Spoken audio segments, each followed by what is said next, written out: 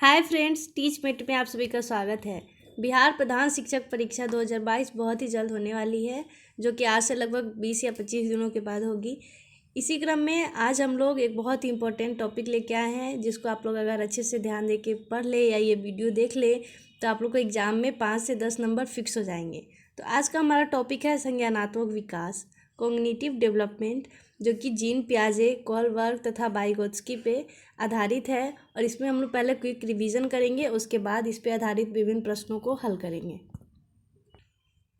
Gene पियाजे Switzerland के एक प्रमुख मनोवैज्ञानिक थे और उन्होंने अपनी अवधारणा संज्ञानात्मक विकास पर दी है। पियाजे के अनुसार बच्चे जो है वो सक्रिय ज्ञान निर्माता और नन्हे वैज्ञानिक हैं और वो संसार के बारे में अपने सिद्धांतों की रचना खुद करते हैं। यानी वे इस दुनिया के बारे में सभी सूचनाएं अपनी एक्टिविटी से डिस्कवर करके और कंस्ट्रक्शन करते हुए प्राप्त करते हैं। इसलिए उनके सिद्धांत को संज्ञानात्मक विकास का निर्माणवादी उपागम या फिर कंस्ट्रक्टिविस्ट अप्रोच कहा गया है। और पियाजे जो है वो संज्ञानात्मक विकास के कॉन्सेप्ट को बहुत अच्छी तरह से वर्णन करते हैं। जैसे कि वे बोलते हैं बच्चा जो है वो अनुकूलन करता है, यानी कि वातावरण के अनुसार वो अपने आप को ढालता है और वातावरण के साथ वो अपने आप को एडजस्ट करने का जो क्षमता होता है वो बच्चा में जन्मजात होता है। और पियाजे के अनुसार जो एडेप्टेशन है उसकी दो उप क्रियाएँ होती है, जैसे कि आत्मसात्करण और समायोजन। आत्मसात्करण यानी कि एसिमिलेशन क्या है कि बच्चा को जो पूर्व ज्ञान है उसको वो अपने नए ज्ञान के साथ जोड़ता है और पूर्व ज्ञान को नए ज्ञान के साथ जोड़ना आत्मसात्करण कहलाता है। जैसे कि बच्चा अगर पहली बार कोई कुत्ता देखता है, अगर वो काले रंग का है तो अपना स्कीमा बनाता है कि सभी कुत्तों का रंग काला होता है। लेकिन जैसे ही वो देखता है कि कोई सफ़ेद कुत्ता है तो अपनी स्कीमा में यह सूचना डालता है कि कुत्ते केवल काले रंग के नहीं होते हैं, वे दूसरे रंग के भी हो सकते हैं।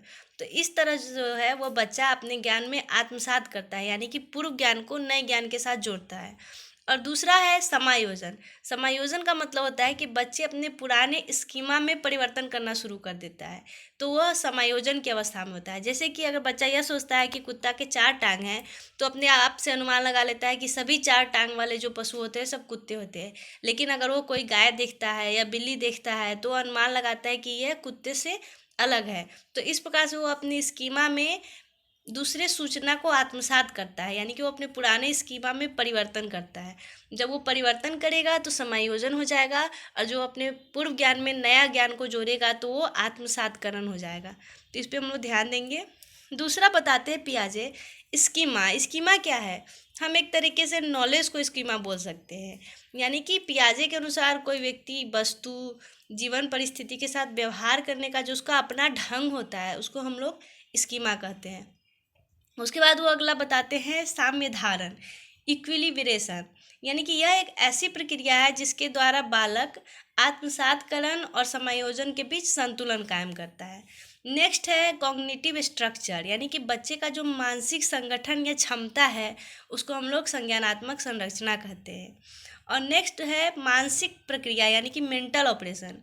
ये तो नाम से ही स्पष्ट है कि बच्चा किसी काम को पूरा करने के लिए जो अपना दिमाग लगाता है या चिंतन करता है उसको हम लोग मेंटल ऑपरेशन कहेंगे। और स्कीम्स, किसी काम को करने के लिए हमारे पास जो विभिन्न प्रकार के फैक्टर होते हैं उसको हम लोग स्कीम्स कहते हैं, या फिर हम लोग अपनी भाषा में कह सकते हैं कि तरीका या फिर तर्क, ये सब स्कीम्स है। जैसे कि अगर हम लोग कोई मल्टीपल चॉइस क्वेश्चन को हल करते हैं तो उसके पास हमारे पास 4-5 विकल्प होते हैं, उसको हम लोग स्कीम्स कह सकते हैं। अब है स्टेज ऑफ कॉग्निटिव डेवलपमेंट। ये बहुत इंपॉर्टेंट है और इससे भी प्रश्न पूछे जाते हैं। अभी पिछला जो प्रधानाध्यापक परीक्षा हुआ था वो भी उसमें डायरेक्ट प्रश्न आया था कि पियाजे जो संज्ञानात्मक विकास दिए है उसकी कितनी अवस्थाएं हैं। तो पियाजे ने संज्ञानात्मक विकास को 4 भागों में बांटा है, जिसमें पहला है संवेदी प्रेरक अवस्था, यानी कि सेंसरी मोटर स्टेज, जो कि 0 से 2 साल के लिए है। दूसरा है पूर्व संक्रियात्मक अवस्था, यानी कि प्री ऑपरेशनल स्टेज, इसका एज 2 से 7 वर्ष है। तीसरा है स्थूल या मूर्त संक्रियात्मक अवस्था, यानी कि इसको अंग्रेजी में कॉन्क्रीट ऑपरेशनल स्टेज कहते हैं, इसका उम्र है 7 से 11 वर्ष। और नेक्स्ट है औपचारिक या अमूर्त संक्रियात्मक अवस्था, यानी कि इसको फॉर्मल ऑपरेशनल स्टेज कहते हैं, जिसका उम्र है 11 से 15 वर्ष। अब हम लोग इस चारों विकास का जो अवस्था है उसको थोड़ा डिटेल में देख लेते हैं। संवेदी प्रेरक अवस्था जो कि 0 से 2 वर्ष तक है, इसमें बच्चा जो है वो सिर्फ अपने शरीर से यानी कि आँख, कान, नाक से निरीक्षण करके सीखता है। वो अपना जो है संवेदी प्रेरक उपकरणों से सीखते रहता है। और इस अवस्था का सबसे मेन पॉइंट है ऑब्जेक्ट परमानेंस, यानी कि वस्तु अस्थायी तो बच्चों में उत्पन्न होने लगता है। उसको समझ में आ जाता है कि जो अगर कोई वस्तु है उसको आप उसकी नज़र से छुपा भी देंगे तो उसको लगेगा कि यह वस्तु इस दुनिया में उपस्थित है, यानी कि वह वस्तु अस्थायी तो कहलाता है। जब कोई खिलौना या फिर उसका कोई भी सामान आप कपड़े के नीचे या पीछे छुपा देते हैं तो उसको लगता है कि यहाँ पे वो है, वो कपड़ा हटा के उसको ढूंढ लेगा। इसको हम लोग ऑब्जेक्ट परमानेंस बोलते हैं। ये संवेदी प्रेरक अवस्था में आ जाता है। और संवेदी प्रेरक अवस्था का भी बहुत सारा उप अवस्था है, जैसे कि प्रतिवर्त क्रिया की अवस्था, यह 0 से 3 दिन का रहता है। इसमें बच्चा अपना अंगूठा चूसने लगता है। उसके बाद नेक्स्ट है प्रमुख वृत्तीय प्रतिक्रियाओं की अवस्था 1 से 4 माह का, यानी कि बच्चा जैसे जैसे बड़ा होते रहता है उस सब अवस्था को इसमें बांटा गया है। इसमें सबसे मेन वही पॉइंट है कि बच्चे को ऑब्जेक्ट परमानेंस आ जाता है, यानी कि वो समझ जाता है कि इस दुनिया में सभी वस्तुएं उसके आँख के सामने नहीं हैं फिर भी वो रहते हैं, यानी कि उसका अपना अस्तित्व रहता है। नेक्स्ट है प्राक संक्रियात्मक अवस्था। पियाजे के अनुसार जो प्राक संक्रियात्मक अवस्था है या प्री ऑपरेशनल स्टेज, ये 2 से 7 वर्ष तक है। और इसमें बच्चा जो है वो संकेत और चिन्ह के माध्यम से अपना मानसिक चिंतन विकसित करने लगता है।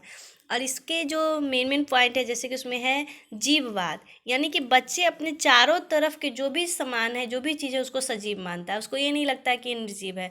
अगर उसको किसी चीज़ से चोट लग गया तो आप उसको मार देंगे तो उसको लगेगा कि उसको भी चोट लग गया और वो चुप हो जाता है।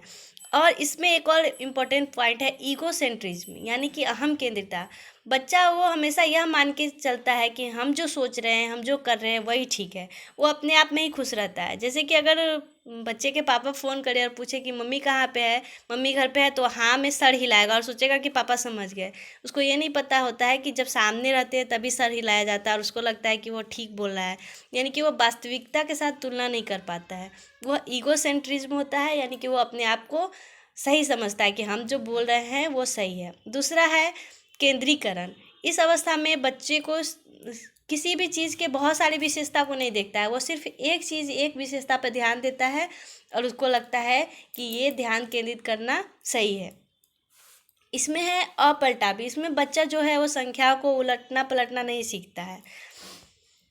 नेक्स्ट स्टेज है पूर्व संक्रियात्मक अवस्था या फिर मूर्त संक्रियात्मक अवस्था। मूर्त संक्रियात्मक अवस्था में बच्चा 7 से 11 वर्ष का होता है और इसमें बच्चा अपने सामने रखी हुई वस्तु पर चिंतन आरंभ कर देता है, यानी कि वह ठोस वस्तुओं के आधार पर मानसिक संक्रिया करके समस्या का समाधान कर लेता है। लेकिन जो चीज़ सामने होगी उसी के बारे में समझेगा। इसमें बच्चे में रिवर्सिबिलिटी आ जाती है, यानी कि वो कोई भी संख्या को उलट के पलट के सीख जाता है। इसमें संरक्षण की भावना बच्चों में आ जाती है, यानी कि किसी वस्तु के रंग रूप में परिवर्तन को उस वस्तु के तत्व में परिवर्तन से जो अलग करने का क्षमता है उसको संरक्षण कहते हैं। और ये बच्चा समझ जाता है। जैसे कि अगर एक लंबे ग्लास में पानी और एक चौड़े ग्लास में पानी दे तो उसको ये नहीं समझ में आता है कि किस में ज़्यादा है, लेकिन जब वो मूर्त संक्रियात्मक अवस्था में आ जाता है तो समझ जाता है कि किस में पानी का स्तर कितना है और किसकी मात्रा कितनी है। तो वो संरक्षण का जो सिद्धांत है वो समझ जाता है। और इसमें बच्चा अपना अहम केंद्रिता को छोड़ देता है, वस्तु का वर्गीकरण और समूहीकरण करने लगता है, वस्तुओं के विकेंद्रीकरण के बारे में उसको आ जाता है, वो आगमनात्मक तर्क देने लगता है। ये सारी जो विशेषताएं हैं वो मूर्त संक्रियात्मक अवस्था में आ जाती हैं, यानी कि वस्तुओं के ऊपर वो तार्किक रूप से सोचने लगता है, वस्तुओं में डिफरेंस करना सीख जाता है, बच्चे का भाषा का पूर्ण विकास हो जाता है। और इस अवस्था में बच्चे लिक्विड, लंबाई, संख्या, वेट आदि संप्रत्यों पर चिंतन। और इस अवस्था में बच्चा लिक्विड, लंबाई, संख्या, भार इत्यादि कॉन्सेप्ट पर चिंतन करने लगता है। नेक्स्ट है औपचारिक या फिर अमूर्त संक्रियात्मक अवस्था, जिसको हम लोग फॉर्मल ऑपरेशनल स्टेज कहते हैं। यह 11 से 15 वर्ष का होता है और इस अवस्था में बच्चा एकदम लॉजिकल सोचना शुरू कर देता है। उसका जो कॉन्सेप्ट है एकदम स्पष्ट होता है। वह अमूर्त चीज़ों के बारे में भी सोच सकता है, यानी कि जो उसके सामने नहीं है उसके बारे में भी वो सोच लेगा और उससे वो अपना काम करने लगता है। इसलिए इसे अमूर्त संक्रियात्मक अवस्था यानी कि एब्स्ट्रैक्ट ऑपरेशनल स्टेज कहते हैं। और इसका जो विशेषता है, इसमें उच्च स्तरीय संतुलन होता है, इसमें समझ का ट्रांसफ़र ऑफ अंडरस्टैंडिंग होने लगती है, यानी कि किशोर अपनी समझ या अनुभव को एक स्थिति से दूसरी स्थिति में स्थानांतरित कर सकते हैं। वह अमूर्त नियमों का प्रयोग करने की योग्यता में आ जाती है। जैसे कि हम लोग मैथ पढ़ाते हैं, उसमें बताते हैं कि माना कि त्रिभुज की लंबाई x है और चौड़ाई y है, तो उसका क्षेत्रफल x y, यानी कि वो जो हमारे सामने उपस्थित नहीं है उसके बारे में भी सोच के अपना समझ बनाने लगता है। उनमें एक परिकल्पनिक निगमित या फिर निगमन तर्कना आने लगती है। परिकल्पना का अर्थ होता है कि किसी चीज़ के बारे में एकदम सही सा अनुमान लगा लेना, और निगमन तर्कना का अर्थ होता है कि नियमों के ऊपर चिंतन करना। अर्थात हम सीधे सीधे कह सकते हैं कि जब बच्चे नियमों से संबंधित परिकल्पनिक तर्क लगा लेते हैं तो वह परिकल्पनिक निगमन तर्कना कहलाती है। यानी कि बच्चे जब किसी समस्या में उलझ जाते हैं तो उससे निकलने के लिए वो बहुत सारी परिकल्पना या फिर कहें कि अनुमान लगा लेते हैं, और उससे वो सही निकल भी लेते हैं। यानी कि इसमें सामान्य से विशिष्ट की ओर चलते हैं। जैसे कि गणित के प्रश्न को हल करने के लिए अभी हम जो उदाहरण दिए हैं वो सब अगर उनमें आ जाती है तो वो फॉर्मल ऑपरेशनल स्टेज में पहुंच जाते हैं। तो पियाजे के अनुसार जो फिर शैक्षिक आशय है वो क्या है, यानी कि एजुकेशनल इम्प्लीकेशन अकॉर्डिंग टू पियाजे। पियाजे जो है वो रचनावादी या फिर निर्माणवादी अप्रोच पे बल देते हैं। उनके अनुसार अन्वेषण अधिगम से बच्चे ज़्यादा सीखते हैं, यानी कि डिस्कवरी लर्निंग होना चाहिए। और पियाजे ने शिक्षक का स्थान एक फैसिलिटेटर के रूप में बताया है, यानी कि शिक्षक ऐसे परिस्थिति का निर्माण करे जिससे बच्चे स्वयं खोज करें और चिंतन करें तथा लर्निंग बाय डूइंग, यानी कि वो खुद से करके सीखने पर बल देते हैं। पियाजे के अनुसार बच्चे विद्यालय में फिजिकल या फिर नेचुरल वर्ल्ड के विचारों के साथ आते हैं। और पियाजे ने बच्चों की सेंसिटिविटी को भी स्वीकार किया है। उन्होंने माना है कि बच्चे सीखने के प्रति संवेदनशील होते हैं, उनमें सीखने के लिए तत्परता पाई जाती है, यानी कि बच्चे को इंटरेस्ट के अनुसार उनको सिखाना चाहिए। ये सभी पियाजे के शैक्षिक आशय हैं। अब हम लोग कोहल वर्ग के नैतिक विकास के बारे में जानते हैं। जीन पियाजे भी नैतिक विकास का दो अवस्था बताए हैं, एक परायतता नैतिकता और एक स्वायत्तता नैतिकता। परायत्ता नैतिकता की जो अवस्था है वो 2 से 8 वर्ष की है। इसको हम लोग सिंपल में समझ सकते हैं कि जब बच्चे दूसरे के अनुसार सोचते या सीखते या समझते हैं वो परायत्ता नैतिकता में आएगा, और 9 से 11 वर्ष में वो स्वयं से सीखने लगते हैं, यानी कि वे अपने साथी के साथ संबंध स्थापित करते हैं, वो न्याय का ज्ञान विकसित करने लगते हैं। इसमें उनको दूसरे का भी अधिकार का चिंता आने लगता है। तो इस समय बच्चा स्वायत्त नैतिकता की अवस्था में होता है। और जब बच्चा सिर्फ स्वयं के बारे में जानता है या सोचता है, यानी कि अगर हम बच्चे को बोले कि चोरी नहीं करनी चाहिए तो बच्चा मान लेता है कि यह फिक्स है और ये जो नियम बने हुए हैं उसमें कोई बदलाव नहीं हो सकता है, तो वो परायत्ता नैतिकता में आएगा। कोहल वर्ग का जो नैतिक विकास है, उन्होंने पियाजे के सिद्धांत को रिफाइंड करके अपना सिद्धांत बनाया है। और कोहल वर्ग ने नैतिकता को 2 भागों में बांटा है, यानी कि नैतिक दुविधा और नैतिक तर्कना। नैतिक दुविधा का मतलब होता है जब हम 2 या 2 से अधिक नैतिक कार्यों के बीच में से चुनते हैं, यानी कि हम ये सोचते हैं कि अगर हम चोरी करेंगे तो पुलिस पकड़ लेगी, और अगर चोरी नहीं करेंगे तो जैसे कोई आदमी है, उनकी बीवी बीमार है, अगर वो चोरी करेगा तो पुलिस पकड़ लेगी, और चोरी नहीं करेगा तो उसकी बीवी मर जाएगी। तो उस समय हम नैतिक दुविधा की अवस्था में रहते हैं। और नैतिक तर्कना होता है जब हम सही और गलत के बारे में निर्णय लेने में जो चिंतन प्रक्रिया होती है उसको नैतिक तर्कना कहते हैं। कोहल वर्ग ने नैतिकता को 3 भागों में विभाजित किया है। ये भी अभी जो प्रधानाध्यापक परीक्षा हुआ था उसमें ये भी प्रश्न पूछा गया था कि निम्न में से कौन कोहल वर्ग के नैतिक स्तर में नहीं है। पहला है प्राक रूढ़िगत नैतिकता का स्तर, यानी कि प्री कन्वेंशनल स्टेज, जो कि 4 से 10 वर्ष के बीच होता है। दूसरा है रूढ़िगत नैतिकता का स्तर, यानी कि कन्वेंशनल मोरल स्टेज, ये 10 से 13 वर्ष का होता है। और नेक्स्ट है उत्तर रूढ़िगत नैतिकता का स्तर, यानी कि पोस्ट कन्वेंशनल स्टेज। ये जब बच्चे 13 वर्ष से ऊपर आ जाते हैं तब उनमें ये नैतिकता का स्तर आ जाता है।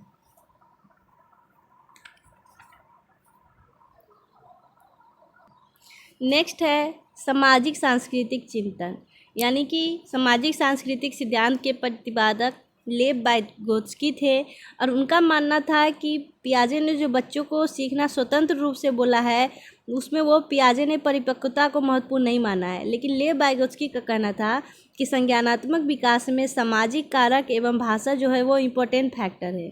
इसलिए इस सिद्धांत को सामाजिक सांस्कृतिक सिद्धांत बोला जाता है। वाइगोत्स्की ने मानसिक विकास को संस्कृति से प्राप्त सूचना और उसके निर्देश पर आधारित बताया है। उन्होंने बताया है कि मानसिक विकास के लिए निकट विकास का क्षेत्र जो है वो सहायक होता है, और पियाजे की तरह वाइगोत्स्की भी संज्ञानात्मक विकास के बारे में अपना कॉन्सेप्ट दिए हैं, और उनके अनुसार बच्चे का संज्ञानात्मक विकास तब होता है जब बच्चे समाज और संस्कृति के साथ इंटरेक्शन करता है। यानी कि बच्चा एक सामाजिक प्राणी है और बच्चा अपने समाज से सीखता है। और वाइगोत्स्की के अनुसार बच्चे में जो मानसिक या संज्ञानात्मक विकास होता है वो पहले दिन से नहीं होता है, बल्कि बच्चा उसको धीरे धीरे ग्रहण करता है। और पियाजे की तरह ही वाइगोत्स्की को भी रचनावादी या फिर निर्माणवादी यानी कि कंस्ट्रक्टिविज्म माना गया है, क्योंकि उनका भी मानना था कि बच्चे अपने समाज और संस्कृति में ही करके सीखते हैं, यानी कि लर्निंग बाय डूइंग, वो अपने समाज में सीखते हैं और उनके द्वारा बच्चे जो है वो सहयोगात्मक अधिगम करते हैं। और वाइगोत्स्की एक स्कैफोल्डिंग के बारे में बताते हैं। वाइगोत्स्की ने एक संप्रत्यय दिया जिसका नाम था स्कैफोल्डिंग, जिसका हिंदी में मतलब होता है सहारा देना। इससे भी प्रश्न पूछे जाते हैं, तो आप लोग समझ लीजिए स्कैफोल्डिंग क्या है। स्कैफोल्डिंग का अर्थ होता है कि जब बच्चा किसी समस्या के समाधान के लिए किसी वयस्क या साथी के मार्गदर्शन में काम करता है या सीखता है। यानी कि दूसरे शब्दों में हम कह सकते हैं कि बच्चा किसी समस्या के समाधान के लिए किसी का मार्गदर्शन के अनुसार काम करता है, उसको हम लोग स्कैफोल्डिंग बोलते हैं। स्कैफोल्डिंग में माता पिता दोस्त कोई भी हो सकता है, यानी कि वे हमारे तरफ मार्गदर्शक का व्यवहार करते हैं। यानी कि बच्चे का जो वास्तविक विकास का स्तर होता है और उसके जो संभावित विकास का स्तर है, उसके लिए जो हम उसको सहारा देते हैं उसको हम लोग स्कैफोल्डिंग कहते हैं। नेक्स्ट है ब्रूनर का ज्ञानात्मक विकास सिद्धांत। पियाजे की तरह ही ब्रूनर भी मानसिक विकास को परिभाषित किए हैं और उन्होंने पाया कि उनका जो विचार है वो पियाजे से मिलता जुलता है और वे अमेरिका के रहने वाले थे। उनके अनुसार ज्ञानात्मक विकास की 3 अवस्था है।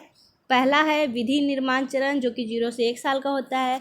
इसमें बच्चा अपने सेंसेशन के अनुसार काम करता है। दूसरा है प्रतिमात्मक चरण या दृश्य प्रतिमा, जो कि 1 से 6 वर्ष का होता है। इसमें बच्चा अपने मन में कुछ विजुअल इमेज बना लेता है और उसके अनुसार वो अपना प्रयोग करता है। तीसरा है सांकेतिक या प्रतीकात्मक, जो कि 6 वर्ष से शुरू होता है और इस अवस्था में बच्चा अपनी अनुभूति को भाषा के माध्यम से एक्सप्रेस करने लगता है। तो ब्रूनर के अनुसार ये तीनों ही अवस्था है। अब हम लोग इस चैप्टर पर आधारित प्रश्न को हल करेंगे। सबसे पहला प्रश्न है कि बच्चों के बौद्धिक विकास की 4 विशिष्ट अवस्थाएं कौन कौन सी है।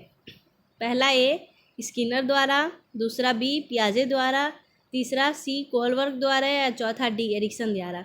तो बौद्धिक विकास को जो 4 विशिष्ट अवस्था है उसको किसने दिया है, तो ऑप्शन बी इसका सही आंसर हो जाएगा। पियाजे दिए हुए हैं, आप लोग को अभी अभी बताया गया है। इसका सही आंसर है ऑप्शन बी। इसका सही आंसर है ऑप्शन बी। नेक्स्ट प्रश्न है कि वह अवस्था जब बच्चा तार्किक रूप से वस्तुओं और घटनाओं के विषय में चिंतन प्रारंभ कर देता है। किस अवस्था में बच्चा तार्किक रूप से चिंतन करने लगता है। ऑप्शन ए पूर्व संक्रियात्मक अवस्था, ऑप्शन बी मूर्त संक्रियात्मक अवस्था, ऑप्शन सी संवेदी प्रेरक अवस्था या फिर ऑप्शन डी औपचारिक संक्रियात्मक अवस्था। इसका सही आंसर है ऑप्शन बी मूर्त संक्रियात्मक अवस्था।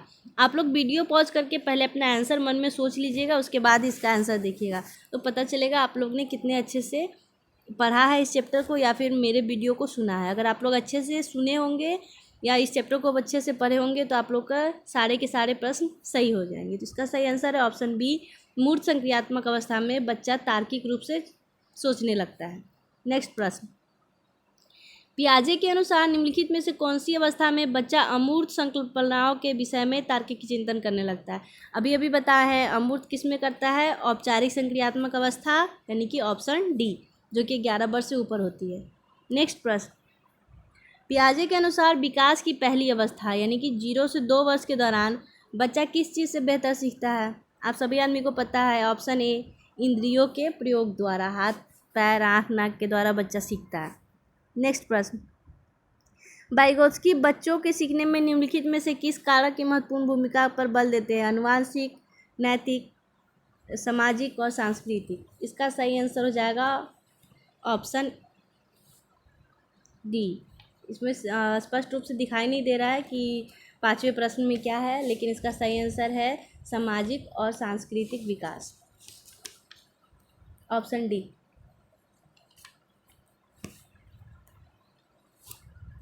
नेक्स्ट प्रश्न है कि कोलबर्ग के अनुसार शिक्षक बच्चों में नैतिक मूल्यों का विकास कर सकता है किस चीज़ के द्वारा, ऑप्शन सी नैतिक मुद्दों पर आधारित चर्चाओं में उन्हें शामिल करके।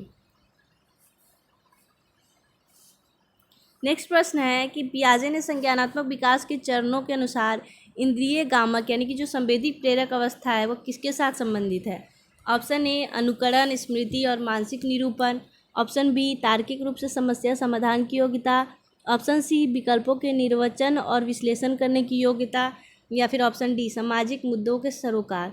इसका सही आंसर हो जाएगा ऑप्शन ए अनुकरण, स्मृति और मानसिक निरूपण के द्वारा।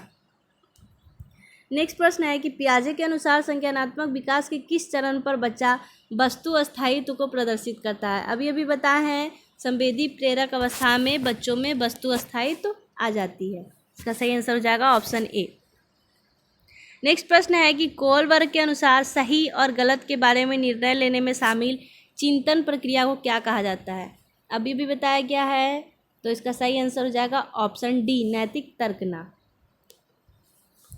नेक्स्ट प्रश्न है कि पियाजे के अधिगम के संज्ञानात्मक सिद्धांत के अनुसार वह प्रक्रिया जिसके द्वारा संज्ञानात्मक संरचना को संशोधित किया जाता है क्या कहलाता है, तो यह समायोजन कहलाता है, ऑप्शन डी। नेक्स्ट प्रश्न है कि मानसिक विकास की औपचारिक संक्रियात्मक अवस्था की मुख्य विशेषता क्या है, ऑप्शन ए अमूर्त चिंतन, ऑप्शन बी मूर्त चिंतन, ऑप्शन सी सामाजिक चिंतन, ऑप्शन डी अहम केंद्रित व्यवहार। तो औपचारिक संक्रियात्मक अवस्था का एक और नाम अमूर्त संक्रियात्मक अवस्था भी है, इसलिए इसका जो आंसर हो जाएगा वो ऑप्शन ए है, यानी कि इस अवस्था में अमूर्त चिंतन करने लगता है बच्चा। नेक्स्ट है कि बच्चों में नैतिक मूल्यों को विकसित करने का सर्वाधिक उचित तरीका क्या है, ऑप्शन ए प्रातःकालीन सभा में बच्चों को नैतिक उपदेश देना, ऑप्शन बी विद्यार्थियों के सामने एक परिस्थिति रखना और उस पर निर्णय लेने के लिए कहना, ऑप्शन सी शिक्षक एवं बड़ों द्वारा नैतिक मूल्यों को प्रदर्शित करना, या फिर ऑप्शन डी विद्यार्थियों को नैतिकता और अनैतिकता के बीच अंतर करना सीखना।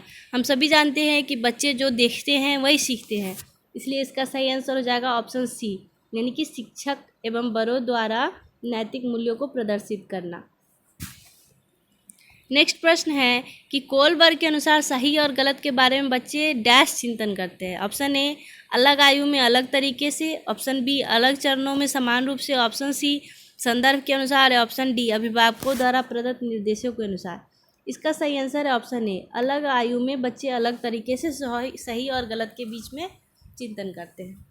नेक्स्ट प्रश्न, वाइगोत्स्की के सिद्धांत का क्या निहितार्थ है, ऑप्शन ए सहयोगात्मक समस्या समाधान, ऑप्शन बी प्रत्येक विद्यार्थियों को व्यक्तिगत रूप से दत्त कार्य देना, ऑप्शन सी प्रारंभिक व्याख्या के बाद कठिन सवालों को हल करने में बच्चों की सहायता न करना, या फिर ऑप्शन डी बच्चे बच्चों की संगति में श्रेष्ठतम रूप से सीख सकते हैं जिनका आईक्यू उनके आईक्यू से कम होता है। तो इसका सही आंसर है ऑप्शन ए सहयोगात्मक समस्या समाधान के द्वारा। नेक्स्ट प्रश्न है कि सीखने के सिद्धांतों के संदर्भ में स्कैफोल्डिंग डैश की ओर संकेत करता है, ऑप्शन ए अनुरूपित शिक्षण, ऑप्शन बी पूर्व अधिगम की पुनरावृत्ति, ऑप्शन सी सीखने में वयस्कों द्वारा अस्थायी सहयोग, या फिर ऑप्शन डी विद्यार्थियों द्वारा की गई गलतियों के कारणों का पता लगाना। ऑप्शन सी इसका सही जवाब होगा, सहयोग से बच्चे में स्कैफोल्डिंग का निर्माण होता है। नेक्स्ट प्रश्न है कि लॉरेंस कोलबर्ग के द्वारा प्रस्तावित निम्नलिखित चरणों में से प्राथमिक विद्यालय के बच्चे किन चरणों का अनुसरण करते हैं, ऑप्शन क आज्ञा पालन और दंड उन्मुखीकरण, ख व्यक्तिकता और विनिमय, ग अच्छे अंतर्वैयक्तिक संबंध, या फिर ग सामाजिक अनुबंध और व्यक्तिगत अधिकार। तो दोस्तों इसका सही आंसर है ऑप्शन सी ख और क, यानी कि आज्ञा पालन और दंड उन्मुखीकरण और व्यक्तिकता और विनिमय, ये दोनों हो जाएंगे। नेक्स्ट प्रश्न है कि निम्नलिखित में से कौन सी संज्ञानात्मक क्रिया दी गई सूचना के विश्लेषण के लिए प्रयोग में लाई जाती है, ऑप्शन ए पहचान करना, ऑप्शन बी अंतरकला, ऑप्शन सी वर्गीकृत करना, ऑप्शन डी वर्णन करना। इसका सही आंसर है ऑप्शन बी अंतरकला। नेक्स्ट प्रश्न, एक शिक्षिका अपने शिक्षार्थियों की इस रूप में मदद करना चाहती है कि वे एक स्थिति की अनेक दृष्टिकोणों की सराहना कर सके। वह विभिन्न समूहों में एक स्थिति पर वाद विवाद करने के अनेक अवसर उपलब्ध कराती है। तो वाइगोत्स्की के परिप्रेक्ष्य के अनुसार उसके विद्यार्थी विभिन्न दृष्टिकोणों को डैश करेंगे और अपनी तरीके से उस स्थितियों के अनेक परिप्रेक्ष्य विकसित करेंगे। तो इसका सही आंसर हो जाएगा ऑप्शन ए, आत्मसात करेंगे। नेक्स्ट प्रश्न, सीता ने हाथ से दाल और चावल खाना सीख लिया है। जब उसे दाल और चावल दिए जाते हैं तो दाल चावल मिलाकर खाने लगती है। उसने चीज़ों को करने के लिए अपनी स्कीमा में दाल और चावल खाने को डैश किया है, समायोजित किया है, समुचितता किया, आत्मसातकरण किया है या फिर अंगीकार किया है। तो इसका सही आंसर हो जाएगा ऑप्शन बी, आत्मसात कर लिया है। नेक्स्ट प्रश्न है कि एक शिक्षिका दो एक समान गिलासों को प्रदर्शित करती है जो जूस की समान मात्रा से भरे हुए हैं। जब उन्हें दो भिन्न गिलासों में खाली करती है जिसमें एक लंबा है और एक चौड़ा है, और बच्चे को उस गिलास की पहचान करने के लिए कहती है जिसमें जूस ज़्यादा है, तो बच्चे प्रत्युत्तर देते हैं कि लंबे गिलास में जूस ज़्यादा है।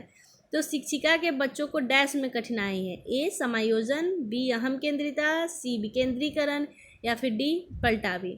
तो दोस्तों इसका सही आंसर है ऑप्शन सी, बच्चों को अभी विकेंद्रीकरण की समझ नहीं है। नेक्स्ट प्रश्न है कि करनैल सिंह कानूनी कार्रवाई तथा खर्च के बावजूद आयकर नहीं देते। वे सोचते हैं कि वे एक भ्रष्ट सरकार को समर्थन नहीं दे सकते जो अनावश्यक बांधों के निर्माण पर लाखों रुपए खर्च करती है। वे संभवतः कोहलबर्ग के नैतिक विकास की किस अवस्था में हैं? ऑप्शन ए परंपरागत, ऑप्शन बी पश्च परंपरागत, ऑप्शन सी पूर्व परंपरागत या ऑप्शन डी परंपरागत। दोस्तों इसका सही आंसर है ऑप्शन बी, पश्च परंपरागत। निम्नलिखित में से कौन सा वाइगोत्स्की के सामाजिक सांस्कृतिक सिद्धांत पर आधारित है? ऑप्शन ए सक्रिय अनुकूलन, ऑप्शन बी पारस्परिक शिक्षण, ऑप्शन सी संस्कृति निरपेक्ष संज्ञानात्मक विकास या फिर ऑप्शन डी अंतर्दृष्टिपूर्ण अधिगम। तो इसका सही आंसर है ऑप्शन बी, यानी कि पारस्परिक शिक्षण। नेक्स्ट प्रश्न, एक शिक्षिका अपनी कक्षा से कहती है सभी प्रकार के प्रदत्त कार्यों का निर्माण इस प्रकार किया गया है कि प्रत्येक विद्यार्थी अधिक प्रभावशाली ढंग से सीख सके, अतः सभी विद्यार्थी बिना किसी अन्य की सहायता से अपना कार्य पूर्ण करेंगे। तो कोहलबर्ग के किस नैतिक विकास के चरण की ओर संकेत दे रही है? इसका ऑप्शन है ऑप्शन ए औपचारिक चरण 4, यानी कि कानून और व्यवस्था। नेक्स्ट प्रश्न है पियाजे के विकासात्मक सिद्धांत के परिप्रेक्ष्य में निम्नलिखित में से कौन सा आरेख विकास को समुचित रूप से स्पष्ट करता है? तो इसका सही आंसर हो जाएगा ऑप्शन ए, डेवलपमेंट जो है वो अलग अलग एज में अलग अलग होता है, इसलिए इसका सही आंसर हो जाएगा ऑप्शन ए। अगला प्रश्न है कि कौन सा निहितार्थ पियाजे के संज्ञानात्मक विकास के सिद्धांत से नहीं निकाला जा सकता? इसका सही आंसर है ऑप्शन डी, शाब्दिक शिक्षण की आवश्यकता। निम्नलिखित में से कौन सा कोहलबर्ग के नैतिक विकास के चरणों का लक्षण है? तो सही है इसका आंसर ऑप्शन सी, सभी संस्कृतियों से संबंध चरणों की सार्वभौम श्रृंखला, ये नैतिक विकास के चरण से लक्षण है। संज्ञानात्मक प्रशिक्षुता तथा शैक्षिक संवाद, ऑप्शन ए अधिगम को एक सामाजिक गतिविधि के रूप में ग्रहण करते हैं, आगमनात्मक तार्किकता के अनुप्रयोग पर आधारित है, पाठ्य सामग्री के सुव्यवस्थित संगठन पर बल देते हैं या फिर कुशलता की प्राप्ति हेतु व्यावहारिक प्रशिक्षण की आवश्यकता पर बल देते हैं। इसका सही आंसर है ऑप्शन ए, अधिगम को एक सामाजिक गतिविधि के रूप में ग्रहण करते हैं। संज्ञानात्मक विकास निम्न में से किसके द्वारा समर्थित होता है? ऑप्शन ए जितना संभव हो उतनी आवृत्ति से संगत और सुनियोजित परीक्षाओं का आयोजन करके, ऑप्शन बी उन गतिविधियों को प्रस्तुत करना जो पारंपरिक पद्धतियों को सुदृढ़ बनाती है, ऑप्शन सी एक समृद्ध और विविधतापूर्ण वातावरण उपलब्ध कराना या फिर ऑप्शन डी सहयोगात्मकता की अपेक्षा व्यक्तिगत गतिविधियों पर अधिक ध्यान केंद्रित करना। इसका सही आंसर है ऑप्शन सी, एक समृद्ध और विविधतापूर्ण वातावरण उपलब्ध कराने से बच्चों में संज्ञानात्मक विकास ज़्यादा होता है। वाइगोत्स्की के सिद्धांत में विकास के निम्नलिखित में से कौन सी पहलू की अपेक्षा की जाती है? इसका सही आंसर है ऑप्शन सी, जैविक। सामाजिक, सांस्कृतिक और भाषाई पे तो वाइगोत्स्की बताते ही हैं, लेकिन वो जैविक पहलू को उपेक्षा करते हैं। एक वर्ष तक के शिशु जब आँख, कान और हाथों से सोचते हैं तो वो निम्नलिखित में से कौन सा स्तर शामिल होता है? आप लोग को पता है ऑप्शन सी इंद्रिय गामक, स्तर। नेक्स्ट प्रश्न है कि रिया कक्षा पिकनिक तय करने हेतु ऋषभ से सहमत नहीं है। वो सोचती है कि बहुमत के अनुकूल बनाने के लिए नियमों का संशोधन किया जा सकता है। यह सहपाठी विरोध पियाजे के अनुसार निम्नलिखित में से किससे संबंधित है? तो दोस्तों यहाँ पे ये सहयोग की नैतिकता से संबंधित है, ऑप्शन डी। यह तथ्य कि बच्चों को सांस्कृतिक रूप से प्रासंगिक ज्ञान की आवश्यकता होती है निम्नलिखित में से किस व्यक्ति से संबंधित है? Option A Charles Darwin, option B BF Skinner, option C Urie Bronfenbrenner, option D Lev Vygotsky. तो जहाँ भी सांस्कृतिक सामाजिक चर्चा हो हम लोग समझ जाएंगे कि वो वाइगोत्स्की ही होंगे। नेक्स्ट प्रश्न है कि आप एक शिक्षिका या शिक्षक के रूप में रैगिंग और धमकाने के सख्त विरोधी हैं और आप इस संदर्भ में विद्यालय में पोस्टर लगवाते हैं तथा समिति बनवाते हैं। आपसे जुड़ने वाले किशोर जो इस विचार के दृढ़ विश्वासी हैं वो निम्नलिखित में से किस स्तर के होंगे? तो ये उत्तर पारंपरिक स्तर के होंगे। तो उनमें इतना समझ बन गया होगा कि रैगिंग और धमकाना बहुत गलत बात है। नेक्स्ट प्रश्न है कि छिपी हुई वस्तुएं ढूंढ निकालना इस बात का संकेत है कि शिशु निम्नलिखित में से किस संज्ञानात्मक कार्य में दक्षता प्राप्त करने लगा है? तो बच्चों में वस्तु स्थायित्व आ गया है। नेक्स्ट प्रश्न है कि वाइगोत्स्की के सामाजिक सांस्कृतिक सिद्धांत के अनुसार संस्कृति और भाषा विकास में महत्वपूर्ण भूमिका निभाते हैं। इसका सही आंसर है ऑप्शन ए। पियाजे के सिद्धांत के अनुसार निम्नलिखित में से कौन सा व्यक्ति के संज्ञानात्मक विकास को प्रभावित नहीं करेगा? ऑप्शन ए सामाजिक अनुभव, ऑप्शन बी परिपक्वन, ऑप्शन सी क्रियाकलाप या फिर ऑप्शन डी भाषा। तो पियाजे जो है वो सामाजिक अनुभव को नहीं मानते थे, इसलिए सही आंसर हो जाएगा ऑप्शन ए। अब अगला प्रश्न है कि प्रचलित योजनाओं में नई जानकारी जोड़ने को किस नाम से जाना जाता है? ऑप्शन ए साम्यधारण, ऑप्शन बी आत्मसातकरण, ऑप्शन सी संगठन, ऑप्शन डी समायोजन। आप लोग को पता है जब पुराना ज्ञान में नया ज्ञान जोड़ते हैं तो क्या हो जाता है? आत्मसातकरण हो जाता है, यानी कि ऑप्शन बी सही है। नेक्स्ट है कि लॉरेंस कोलबर्ग के सिद्धांत में कौन सा स्तर नैतिकता की अनुपस्थिति को सही अर्थ में सूचित करता है? इसका सही आंसर है ऑप्शन बी स्तर 1। नेक्स्ट प्रश्न है कि अध्यापिका ने ध्यान दिया कि पुष्पा अपने आप किसी एक समस्या का समाधान नहीं कर सकती है, फिर वह एक वयस्क या साथी के मार्गदर्शन की उपस्थिति में ऐसा करती है तो उस मार्गदर्शन को कहते हैं ऑप्शन सी सहारा देना। इसका फोल्डिंग का हिंदी में मतलब होता है सहारा देना। नेक्स्ट प्रश्न है कि निम्नलिखित कथनों में से कौन सा वाइगोत्स्की के द्वारा प्रस्तावित विकास तथा अधिगम के बीच संबंध का सर्वश्रेष्ठ रूप से सार प्रस्तुत करता है? ऑप्शन ए विकास अधिगम से स्वाधीन है, ऑप्शन बी विकास प्रक्रिया अधिगम प्रक्रिया से पीछे रह जाती है, ऑप्शन सी विकास अधिगम का समानार्थक है, ऑप्शन डी अधिगम एवं विकास समानांतर प्रक्रियाएं हैं। तो इसका सही आंसर है ऑप्शन बी विकास प्रक्रिया अधिगम प्रक्रिया से पीछे रह जाती है। कोलबर्ग के सिद्धांत की प्रमुख आलोचना क्या है? ए कोलबर्ग के बिना किसी अनुभूति मूलक आधार के सिद्धांत प्रस्तुत किया, बी कोलबर्ग ने प्रस्ताव किया कि नैतिक तार्किकता विकासात्मक है, ऑप्शन सी कोलबर्ग ने पुरुषों और महिलाओं की नैतिक तार्किकता में सांस्कृतिक विभिन्नताओं को महत्व नहीं दिया, या फिर ऑप्शन डी कोलबर्ग ने नैतिक विकास की स्पष्ट अवस्थाओं को उल्लेख नहीं किया। दोस्तों इसका सही आंसर है ऑप्शन सी। नेक्स्ट प्रश्न है कि वाइगोत्स्की तथा पियाजे के परिप्रेक्ष्यों में एक प्रमुख विभिन्नता है। ऑप्शन ए व्यवहारवादी सिद्धांतों की उनकी आलोचना, ऑप्शन बी बच्चों के एक पालन पोषण का परिवेश उपलब्ध कराने की भूमिका, ऑप्शन सी भाषा एवं चिंतन के बारे में उनके दृष्टिकोण, ऑप्शन डी ज्ञान के सक्रिय निर्माताओं के रूप में बच्चों की संकल्पना। तो इसका सही आंसर है ऑप्शन सी भाषा एवं चिंतन के बारे में उनके दृष्टिकोण।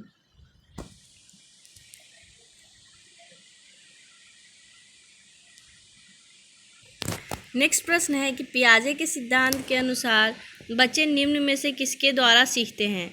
ऑप्शन ए सही प्रकार से ध्यान लगाकर जानकारी को याद करके, ऑप्शन बी समाज के अधिक योग्य सदस्यों के द्वारा उपलब्ध कराए गए सहारे के आधार पर, ऑप्शन डी सी अनुकूलन की प्रक्रियाएं, या फिर ऑप्शन डी उपयुक्त पुरस्कार दिए जाने पर अपने व्यवहार में परिवर्तन करना। इसका सही आंसर है ऑप्शन सी अनुकूलन की प्रक्रियाएं। वाइगोत्स्की के अनुसार समीपस्थ विकास का क्षेत्र है। ऑप्शन ए अध्यापिका के द्वारा दिए गए सहयोग की सीमा निर्धारित करना, ऑप्शन बी बच्चे के द्वारा स्वतंत्र रूप से किए जा सकने वाले तथा सहायता के साथ करने वाले कार्य के बीच अंतर। ऑप्शन सी बच्चे को अपना सामर्थ्य प्राप्त करने के लिए उपलब्ध कराए गए सहयोग की मात्रा और प्रकृति। और ऑप्शन डी बच्ची अपने आप क्या कर सकती है जिसका आकलन नहीं किया जा सकता। इसका सही आंसर है ऑप्शन बी बच्चे के द्वारा स्वतंत्र रूप से किए जा सकने वाले तथा सहायता के साथ करने वाले कार्य के बीच अंतर। इसको हम लोग समीपस्थ विकास का क्षेत्र कहते हैं। नेक्स्ट प्रश्न है कि एक बच्चे को सहारा देने की मात्रा एवं प्रकार में परिवर्तन इस बात पर निर्भर करता है। ए अध्यापिका की मनोदशा, बी कार्य के लिए प्रस्तावित पुरस्कार, सी बच्चों के निष्पादन का स्तर, या फिर डी बच्चे की नैसर्गिक योग्यता। तो इसका सही आंसर है ऑप्शन सी बच्चे के निष्पादन के स्तर। नेक्स्ट प्रश्न है कि पियाजे के अनुसार 2 से 7 वर्ष के बीच का एक बच्चा संज्ञानात्मक विकास की किस अवस्था में है। तो इसका आंसर है ऑप्शन ए पूर्व संक्रियात्मक अवस्था। अभी तक आप लोग को याद हो गया होगा। नेक्स्ट प्रश्न है कि जब वयस्क सहयोग से सामंजस्य कर लेते हैं तो वे बच्चे के वर्तमान स्तर के प्रदर्शन को संभावित क्षमता के स्तर के प्रदर्शन की तरफ प्रगति क्रम को सुगम बनाते हैं। इसे क्या कहा जाता है। ऑप्शन ए समीपस्थ विकास, ऑप्शन बी सहयोग देना, ऑप्शन सी सहभागी अधिगम, या फिर ऑप्शन डी सहयोगात्मक अधिगम। तो इसका सही आंसर है ऑप्शन बी सहयोग देना। नेक्स्ट प्रश्न है कि नवीन जानकारी को शामिल करने के लिए वर्तमान स्कीमा में बदलाव की प्रक्रिया क्या कहलाती है। तो इसका सही जवाब है ऑप्शन सी समायोजन।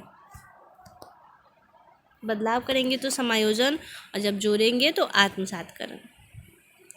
नेक्स्ट प्रश्न है कि कोलवर्ग के सिद्धांत के पूर्व परंपरागत स्तर के अनुसार कोई नैतिक निर्णय लेते समय ऐसा व्यक्ति निम्नलिखित में से किस तरफ प्रवृत्त होगा। ए अंतर्निहित संभावित दंड, ऑप्शन बी व्यक्तिगत आवश्यकताएं या इच्छाएं, ऑप्शन सी व्यक्तिगत मूल्य, या ऑप्शन डी पारिवारिक अपेक्षाएं। इसका सही आंसर है ऑप्शन ए अंतर्निहित संभावित दंड। नेक्स्ट प्रश्न है कि बच्चों के बारे में निम्नलिखित कथनों में से किस कथन से वाइगोत्स्की सहमत होते। बच्चे समवयस्कों और वयस्कों के साथ सामाजिक अंतःक्रियाओं के माध्यम से सीखते हैं। बच्चे तब सीखते हैं जब उनके लिए आकर्षक पुरस्कार निर्धारित किए जाए। बच्चे के चिंतन को तब समझा जा सकता है जब प्रयोगशाला में पशुओं पर प्रयोग किए जाए। या फिर डी बच्चे जन्म से शैतान होते हैं और उन्हें दंड देकर नियंत्रित किया जाना चाहिए। तो इसका सही आंसर है ऑप्शन ए बच्चे जो है वो सामाजिक अंतःक्रिया के माध्यम से ही सीखते हैं। अमूर्त वैज्ञानिक चिंतन के लिए क्षमता का विकास निम्नलिखित अवस्थाओं में से किसकी एक विशेषता है। ए संवेदी गतिक अवस्था, बी पूर्व संक्रियात्मक अवस्था, सी मूर्त संक्रियात्मक अवस्था, या फिर डी औपचारिक संक्रियात्मक अवस्था।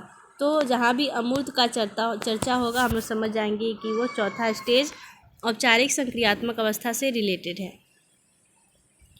नेक्स्ट प्रश्न है कि एक बच्चा तर्क प्रस्तुत करता है कि आप यह मेरे लिए करें तो मैं वह आपके लिए करूँगा। यह बच्चा कोहल वर्ग के नैतिक तर्कना की किस अवस्था के अंतर्गत आएगा।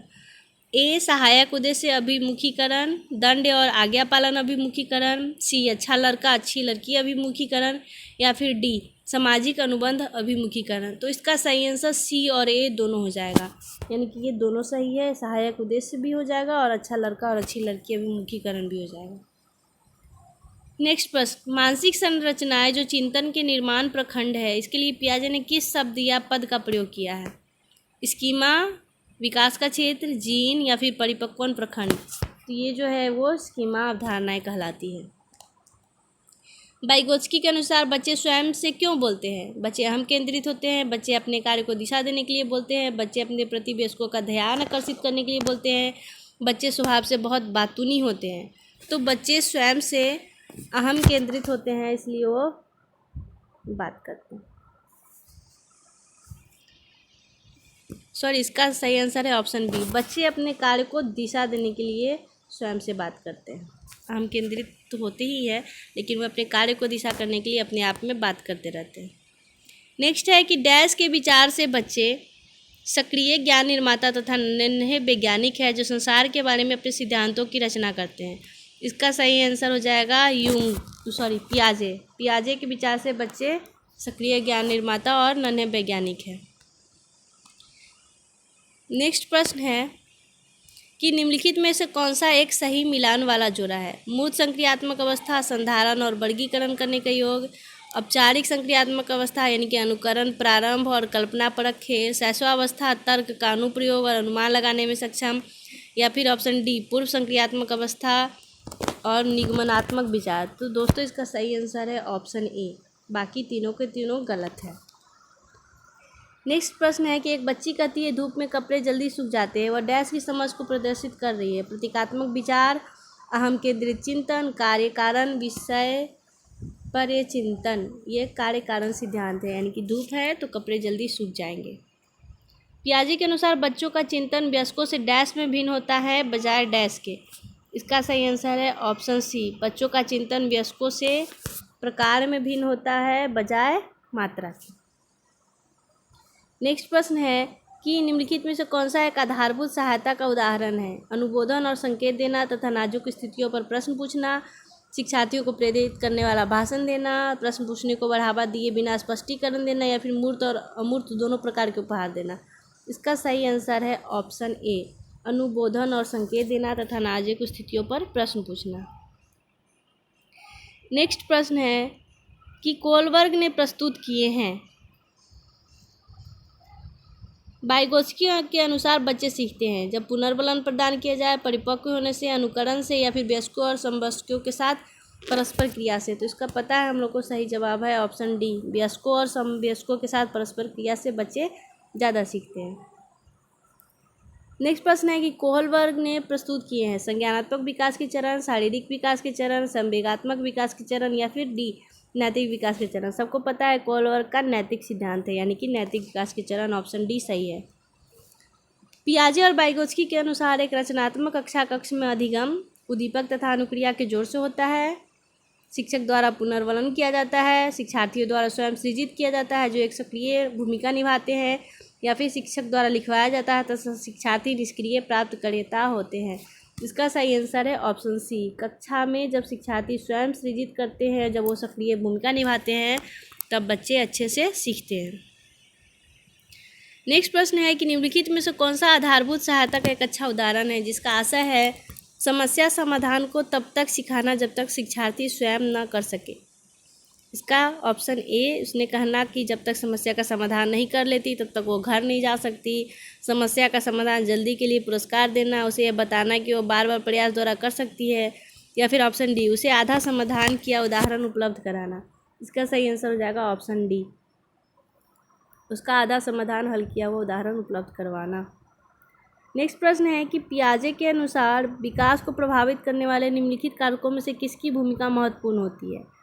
ए अनुकरण, बी पुनर्बलन, सी भाषा, या डी भौतिक विश्व के साथ अनुभव। इसका सही आंसर हो जाएगा ऑप्शन डी, भौतिक विश्व के साथ अनुभव। पूर्व संक्रियात्मक काल में आने वाली संज्ञानात्मक योग्यता है ए दूसरे के दृष्टिकोण को समझने की योग्यता, बी अभिकल्पनात्मक निष्कर्ष चिंतन, सी अमूर्त चिंतन की योग्यता, या फिर डी लक्ष्य विशिष्ट व्यवहार की योग्यता। इसका सही आंसर है ऑप्शन ए, दूसरे के दृष्टिकोण को समझने का योग्यता पूर्व संक्रियात्मक अवस्था में आ जाता है। नेक्स्ट है कि निम्नलिखित में से किस एक जोड़े का मिलान ठीक हुआ है? जोड़ा देख लीजिए, नियम और आदेश अभिविन्यास, यानी कि मानवाधिकारों के मूल्य के आधार पर नैतिक सिद्धांत स्वयं चुने जाते हैं। सामाजिक संविदा विन्यास, किसी कार्य के भौतिक परिणाम निर्धारित करते हैं कि वो अच्छा है बुरा। सी दंड देना और आज्ञा पालन अभिविन्यास, नियम तय नहीं है किंतु समाज के हित में बदले जा सकते हैं। या डी अच्छा लड़का और अच्छी लड़की अभिन्यास, यानी कि अच्छा बनकर कोई स्वीकृति प्राप्त करता है। इसका सही आंसर है ऑप्शन डी। नेक्स्ट प्रश्न है कि वाइगोत्स्की के संस्तुति के अनुसार बच्चों की व्यक्तिगत वाक्य की संकल्पना स्पष्ट करती है कि बच्चे अपने ही कार्यों के निर्देशन के लिए भाषा का उपयोग करते हैं। बी प्रदर्शित करते हैं कि बच्चे बुद्धू होते हैं इसलिए उन्हें प्रौढ़ों के निर्देश की आवश्यकता होती है। सी स्पष्ट करते हैं कि बच्चे अहम केंद्रित होते हैं। या फिर डी प्रदर्शित करते हैं कि बच्चे अपने आप से प्यार करते हैं। तो इसका सही आंसर है ऑप्शन ए, बच्चा अपना काम का निर्देश करने के लिए भाषा का उपयोग करता है, जब तक उसको ज़रूरत नहीं होगा वो नहीं बात करेगा अपने आप से। नेक्स्ट प्रश्न और आज का लास्ट प्रश्न है कि वाइगोत्स्की के अनुसार सीखने को पृथक नहीं किया जा सकता। ए व्यवहार में मापने योग्य परिवर्तन से, बी अवबोधन और अवधारणात्मक प्रक्रियाओं से, सी उनके सामाजिक संदर्भ से, या फिर डी पुनर्वलन से। इसका सही आंसर है ऑप्शन सी, सामाजिक संदर्भ से।